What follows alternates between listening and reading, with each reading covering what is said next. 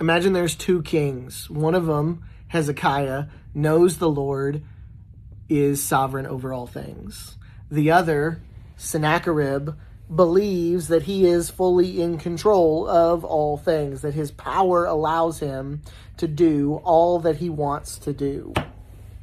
And if you're imagining this, you have come up with the setting for 2 Kings that takes us from chapter 18 through chapter 20, and 19 and 20 is what we've been reading today.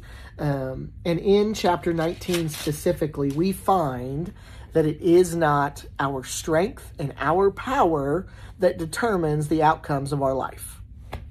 How do we find that out? Sennacherib, the king of Assyria, has come to attack Jerusalem. And he believes, because of his great power, because of his armies and his chariots and his horsemen, that he will roll through and do all that he wants to do in Jerusalem. Hezekiah, who is not necessarily the boldest and most confident of kings, has one thing going for him.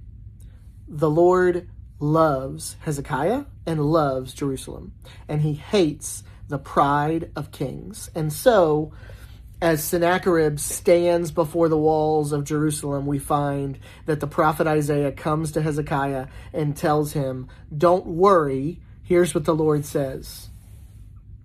And in verse 25 of chapter 19, Isaiah is prophesying from the Lord, and he says, "Have you not heard that I determined it long ago? I planned from days of old what now I bring to pass, that you should turn fortified cities into heaps of ruins." In other words, Isaiah is telling Hezekiah on behalf of the Lord that Sennacherib has not won these battles because of his strength. He has won these battles because the Lord determined it long ago. And now, in verse 27, he says, "I know you're sitting down and you're going out. You're coming in and you're raging against me. Because you have raged against me and your complacency has come into my ears, I will put my hook in your nose and my bit in your mouth and will turn you back on the way by which you came." In other words, the Lord is going to turn Sennacherib and his mighty army away from Jerusalem and send him home. And that's exactly what he does. If you read the rest of the chapter, that's exactly what happens. Sennacherib goes home. He's worshiping in the temple of his false god, and his sons actually end up killing him.